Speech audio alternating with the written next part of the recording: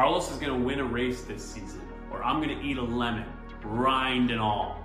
I think Charles wins 2 races, or I eat some of my own hair. Lewis won't get a single podium this year, or I'm going to sing the British national anthem on our channel. I think Gasly gets a podium, or I eat a raw onion. For more predictions that we're definitely going to regret, stay tuned for this episode of ManDude F1.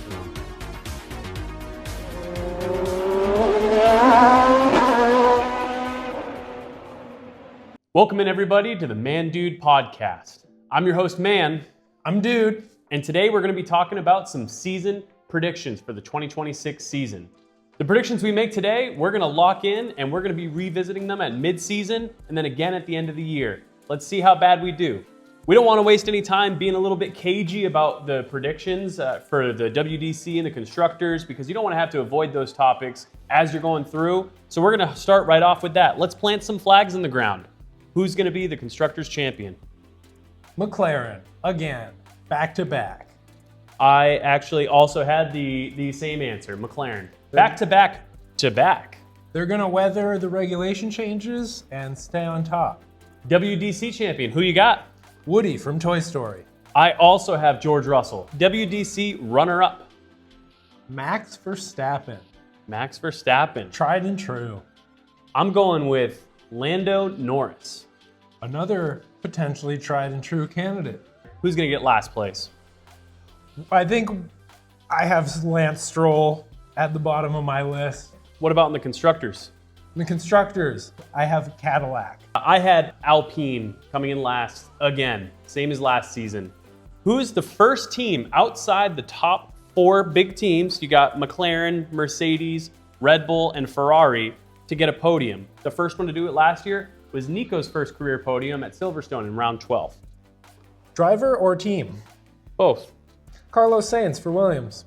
Man, we're agreeing a lot in this episode. It's really boring because that's exactly what I was going to say. It was Carlos in the Williams. We got Max Verstappen in the driver's standings, 3.5. Better or worse? Better. Better. We did cover that because we had him, you had him as second. All right, here's a fun one for you. Fernando Alonso out-qualifies Lance Stroll 21 and a half times. Better or worse? Better. How many you think he gets? 22. So I actually think Lance is going to out-qualify him at least 3 times this season, and that's going to get him that 21. There's another line we're on opposite sides of. That's good. All right, we're doing better on these over-unders. Moving into teams. Ferrari, constructors finish, 3.5. I have to go below. I'm a little worried about their new power unit. There's rumblings out there that Mercedes and Red Bull have found a loophole, and it's affording them 0.3 of a second per lap. That's the headline stuff. I'm sure they're going to be petitioning the FIA for some sort of beginning of season allowance for changes made to the designs that they've already submitted for approval. But they've been really quiet. And part of that may be keeping the door open for some Ferrari treatment, so we don't know that they've had some help. But you would hope if their results were promising that they'd be talking about it.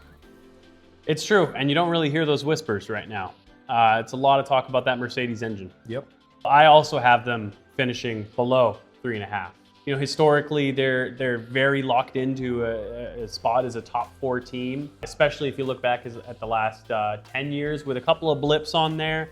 But otherwise, until McLaren bumped into here, it was Mercedes, Red Bull, and Ferrari. I think Ferrari is going to be sliding out of that pack, and so I also have them finishing worse than 3.5. Here's a good one for you. Red Bull, 3.5. Better.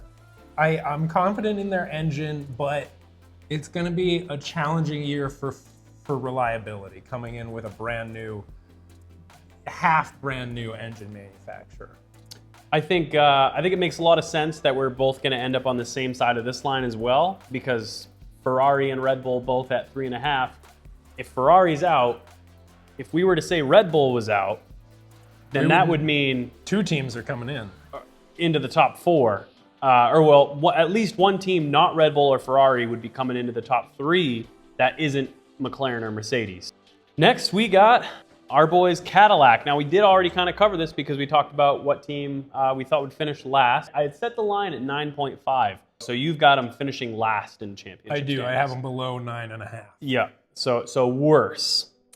I actually think Cadillac is going to do better. I know it's a new team, but talk about a driver pairing starting out. Between the Ferrari power unit not being a piece of crap, we assume, and the experienced drivers, it's a safe bet that Cadillac minimizes their DNFs this year.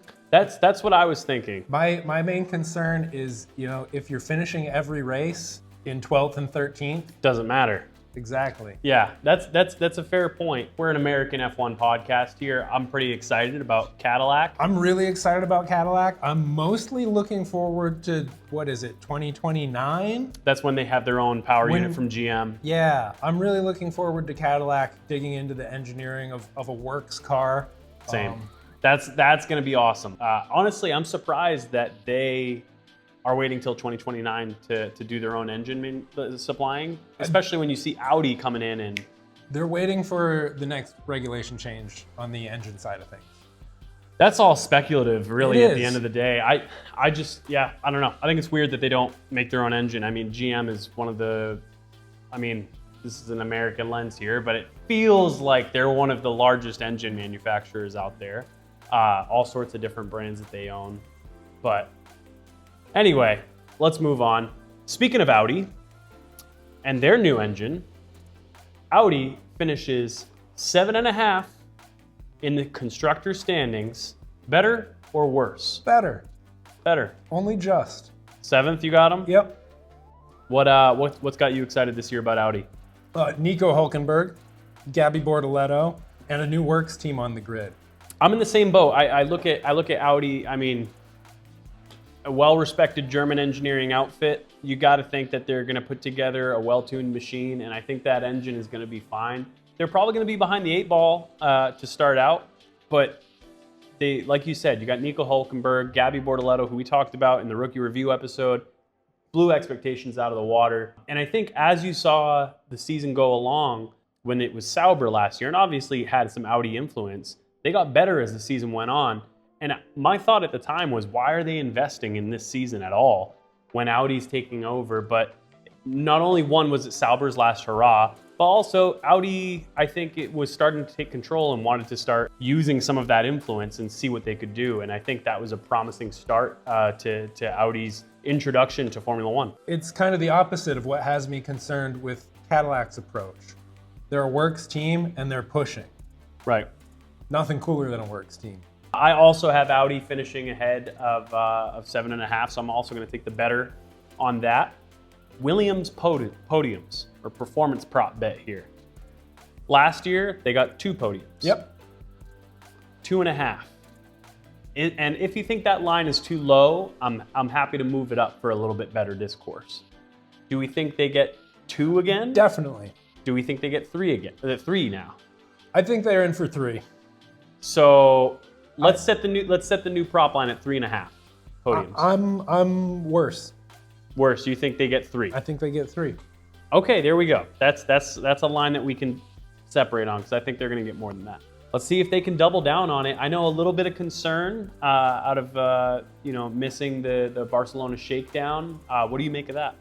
I think missing the Barcelona shakedown was very negative.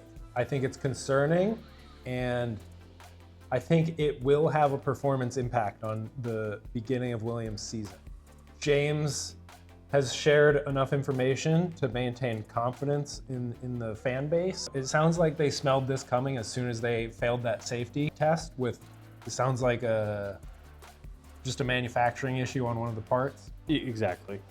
Yeah, the main thing they missed out on is laps behind the wheel. I don't think the data they lost out on is going to be of significant consequence. I think it's literally just time on track that other teams have a leg up on them on. I do think that what we see coming out of the Williams camp regarding this and their missing of the shakedown, it reads to me like a good PR team. It seems like this, I think, is a sizable setback that I don't think they saw coming, or I think we would have heard about it sooner, to be honest with you. It seemed a little bit more scrambly, like they were trying to pick up the pieces, kind of the way that it came out to me in the news releases and how it was disseminated in media. However, I am not concerned. They transitioned to their work on the 2026 car well before everybody else. It was very, very early in the season. I remember them talking about it somewhere within the first 5 races or so, that they had switched to the 2026 car for their development. So I think that is an advantage, especially with a new reg set of this magnitude that we haven't had in such a long time. Yeah, no, I mean, I'm not too concerned after the Barcelona shakedown. We'll really get a better measure of it when we get to Bahrain.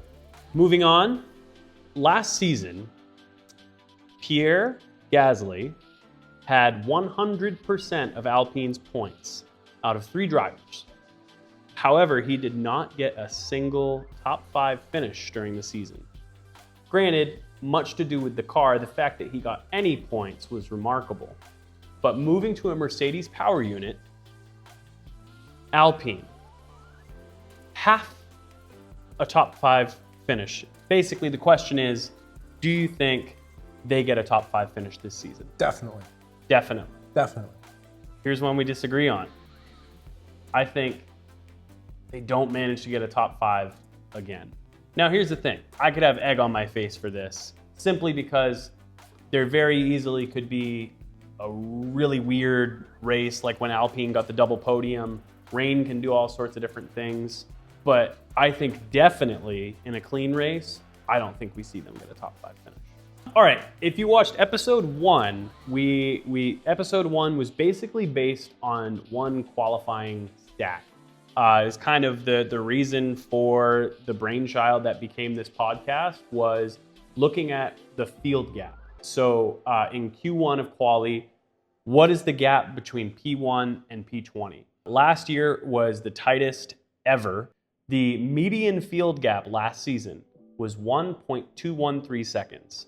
With all this change, I set a median at 2.123 seconds. Oh, beautiful. And for some context, that would still be a much higher median than the majority, probably 75% of the seasons that we took a look at.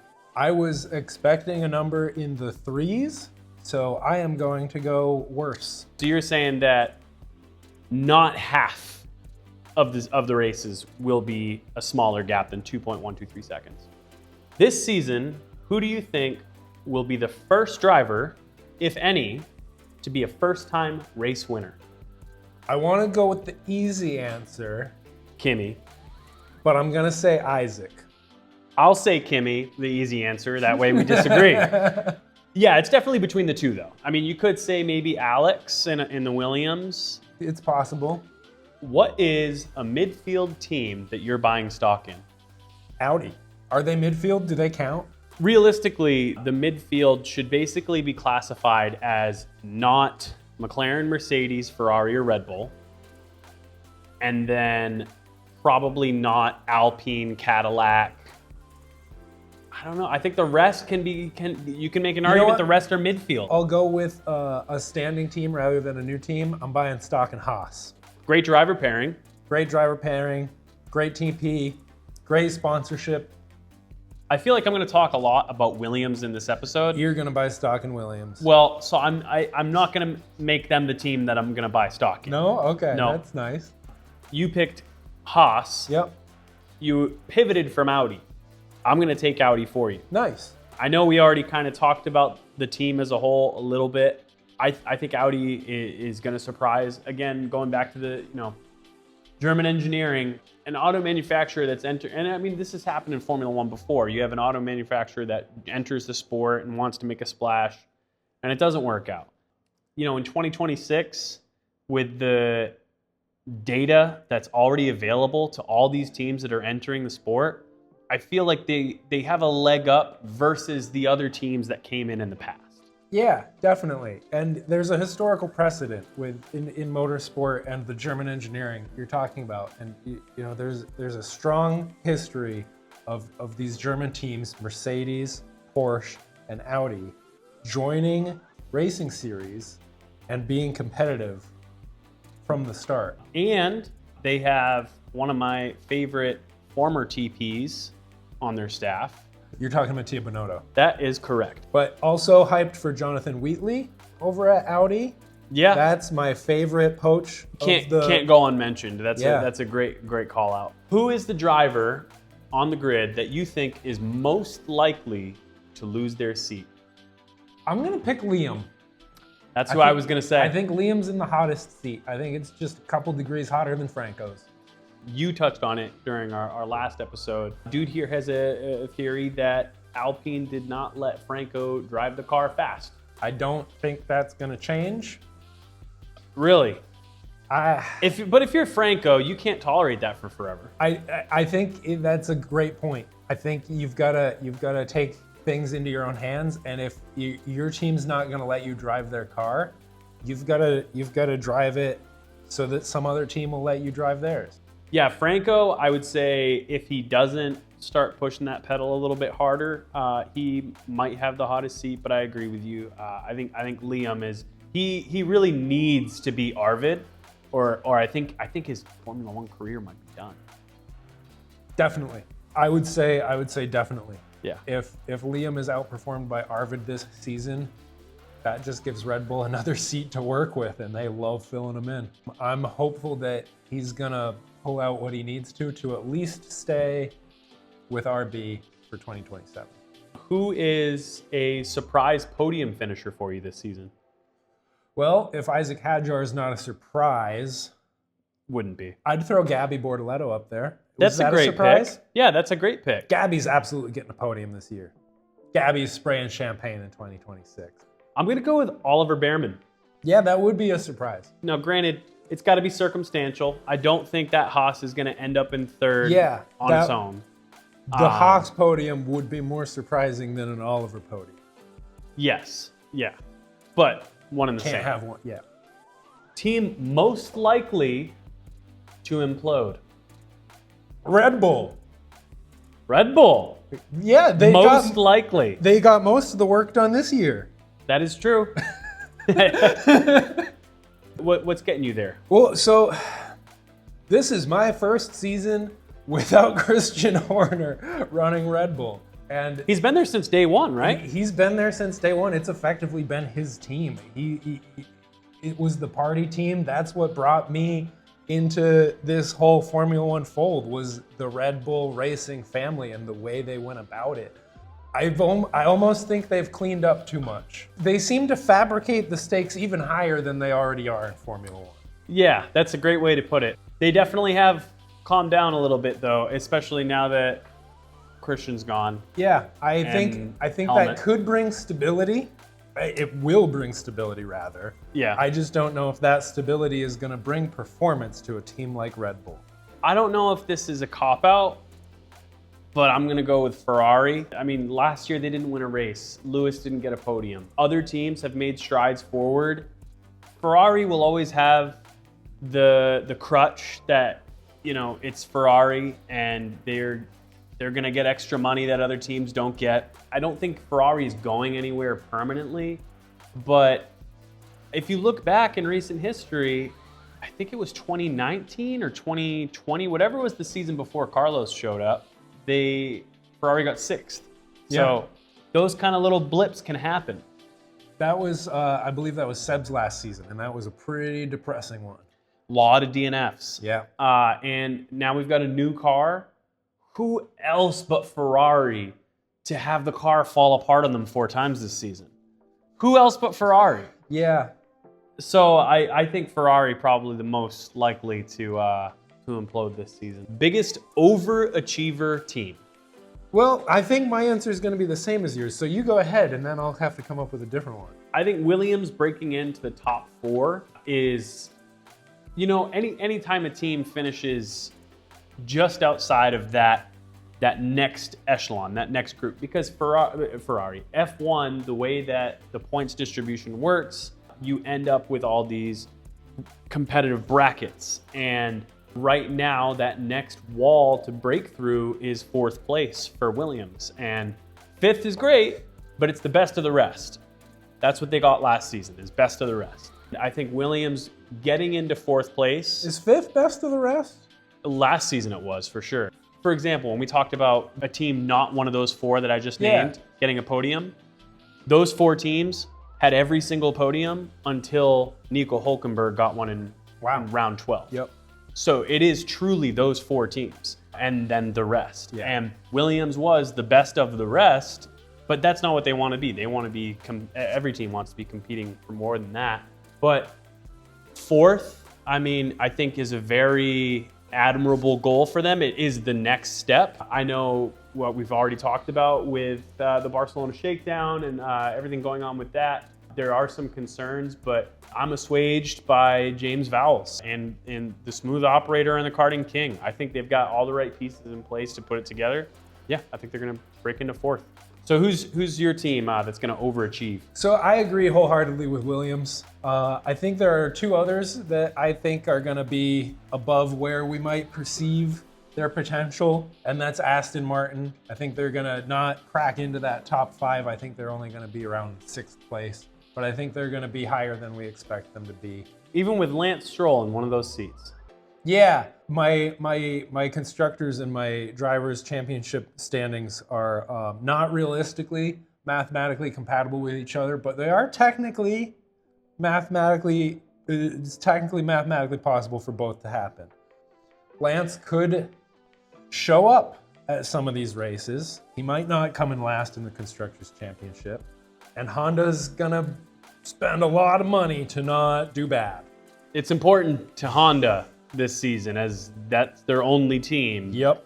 It is basically running as a works team with Honda and Adrian Newey. This has happened before in Formula One. How did that turn out? Really, really great. For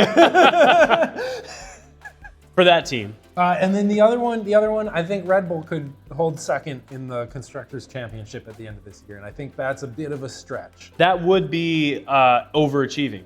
For sure. That would require Max continuing to be Max in a car that I think a lot of people aren't expecting to be a top 4 car, because you're going to have McLarens and Mercedes in front of it. For that, I really need Max to kind of tone down the sim racing this year. You think that hurts him? No, that's I was going to say. Okay.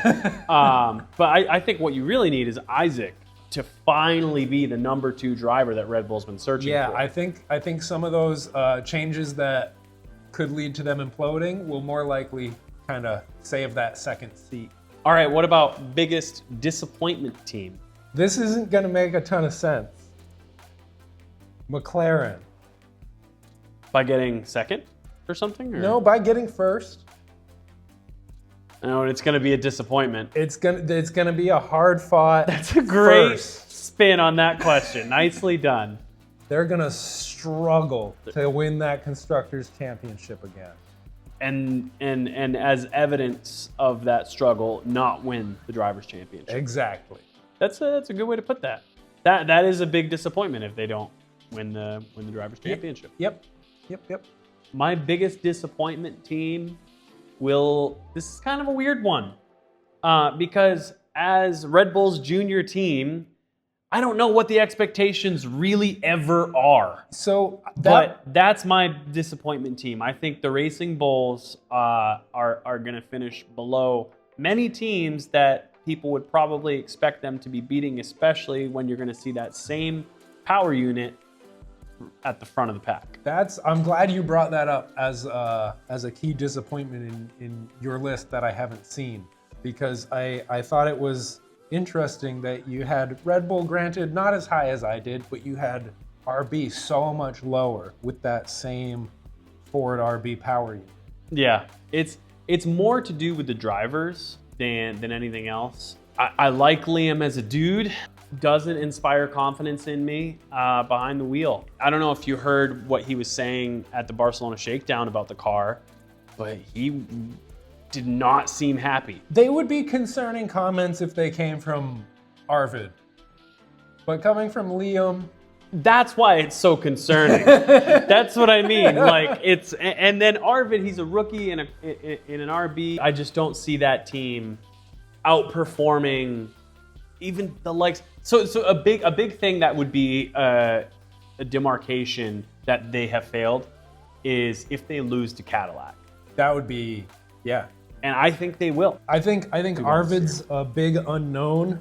That's the real question. I think he's more of an unknown in your mind than in my mind. I think I've got a little more confidence there that he's gonna find the car. And I think Liam's gonna bring enough to barely outperform him throughout the season. So I think between the two of them, they're gonna get enough out of it to finish higher than you have them. Arvid is a confusing one because you look at guys like Isaac and Gabby coming out of F2. They're competing for the championship in F2. They're crushing F2. Yes.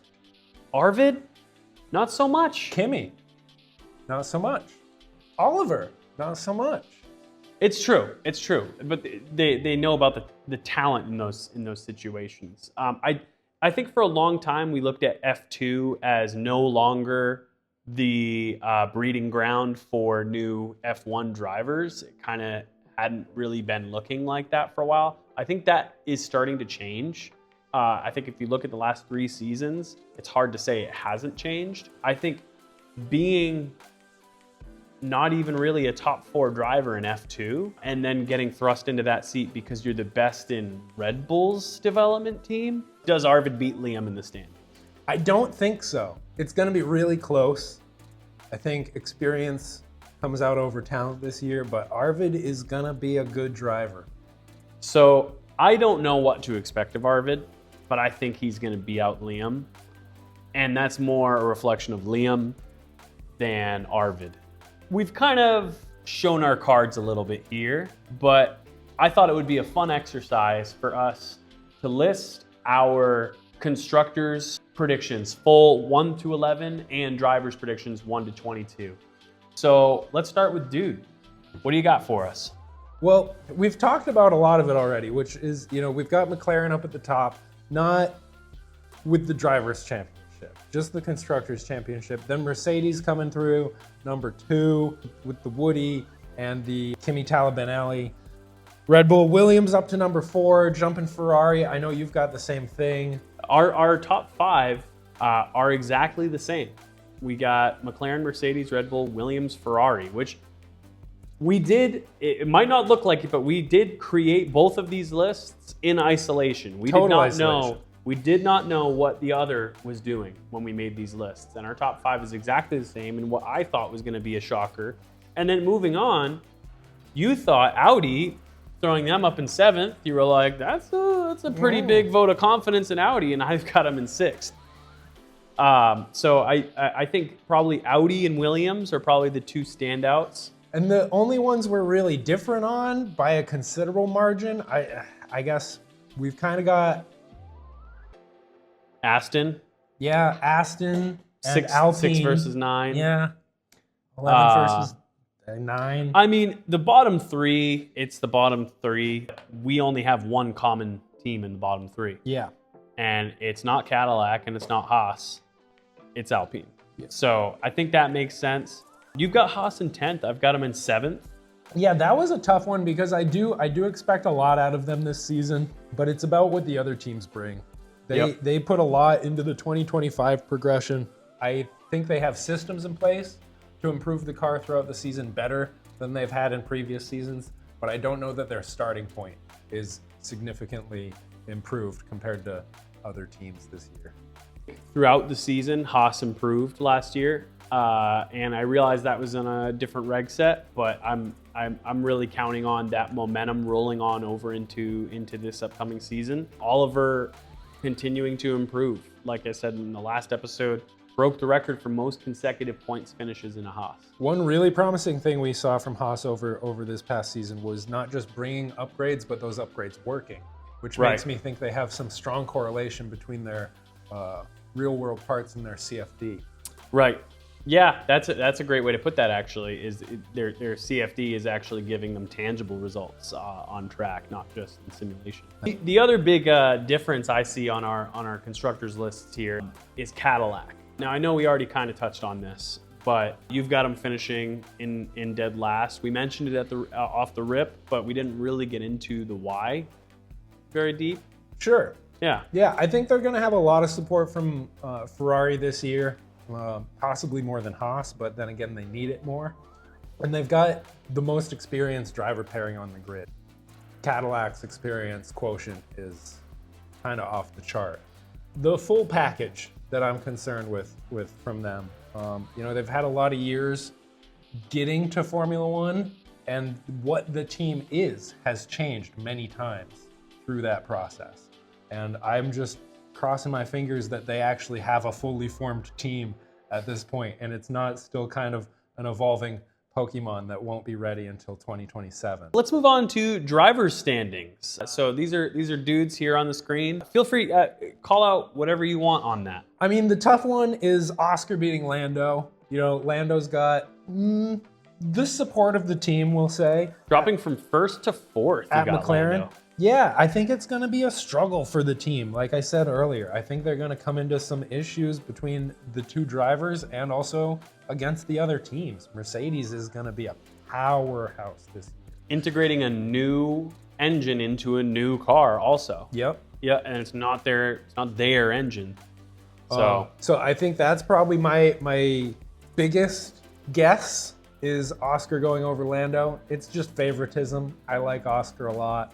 Kimi splitting the two Williams drivers, I feel like that's actually pretty reasonable. That doesn't feel like that hot of a take. But Carlos getting up into sixth is kind of a hot take, I think, in probably most Formula One circles. Definitely, but I need him to beat Lewis because of that karma. It just doesn't seem tangible that Lewis beats Carlos ever again after kind of usurping him at Ferrari and doing so poorly. Yep. It would be really fun to have him beat Lewis. It's the curse of the Bambi, but in Formula One. Is Yep. what I'm kind of... Anyway. Also, I do think Lewis might be kind of getting a little bit of Lance Stroll vibes. Oh. Just doesn't seem to care. Yeah. I'm picking that up too. The biggest surprise on your list for me is Pierre Gasly, all the way up in 10th in a car that finished dead last season. Yeah, so that's the big thing. It's not that car anymore. Right? It's a Mercedes. It's true. And, different engine. Renault and Alpine traditionally have done well with their aero packages. So I think it's pretty reasonable to hope that they get those pieces fitting together properly and Pierre has a good package to at least fight at the front of the midfield. Throwing my list up on the screen here. Some of the things that I see as differences. I mean, I've got Max in fourth, you've got him in second, but realistically, I think we both are probably looking at this as possibly a four-man fight. It should be, if the engines are both there from Red Bull and Mercedes, there's no reason that anyone else should even be able to get into this fight. I think the more likely scenario is that it might be another three-way fight, but Max isn't a part of it. I think that's possibly the more likely scenario this season. That would track. That would basically be the season coming down to an engine manufacturer championship. And then I had Carlos. I actually had you had Kimi in seventh. I had Kimi and Charles swapped. So I have Kimi getting fifth. That's high. Definitely, but I think Kimi's gonna turn a corner here. We saw it in the second half of last season. Got much more consistent. Tailed off a little bit at the very end of the season, but those are hard tracks at the end of the season. I think this car style is going to suit Kimi more. I think another thing Kimi's going to do a lot better this year is qualify. Yes, I think he's going to be a lot better off in the races just from starting further up. Right. And I feel like the one of the big differences to this reg set is it's less so drivers battling their cars. Trying to drive the car the way that the car wants to be driven. This era, it seems more that there's more that the driver can do to improve the performance of the car. I think that's actually going to be in Kimi's benefit. I think he can crack into the top 5. I think those kinds of changes are really going to help drivers like Fernando. Oh, for sure. Carlos. Yep. Going to a team I was kind of dogging, but Checo. Yep. Valtteri even. These high bandwidth drivers. That point you just made though about the cars being more influenced over a lap by driver setting changes or configurations in the garage. I think that gives me some justification having Lando below Oscar. So you think Oscar can make better adjustments driving the car? I think Lando has relatively low bandwidth behind the wheel. He's talented to the max, but he needs a lot of help from Will on the pit wall as to what he's doing wrong over a lap. Yeah, if there's anything that we didn't touch on in the driver standing or the constructor standings that we showed you for our predictions, feel free to talk about it in the comments. Ask us what you want us to justify. Well, I think that locks in all of our predictions. We can't change any of it now. This is it. Any closing thoughts? See you at the winter break. See you at the winter break. We'll see these predictions at the winter break. I was see you like, a lot sooner. Yeah. I thought you were like, we're done with this till next year. But all right, well, thanks for tuning in to another episode of ManDude F1, and yeah, we'll see you next time. Drive fast. Take chances.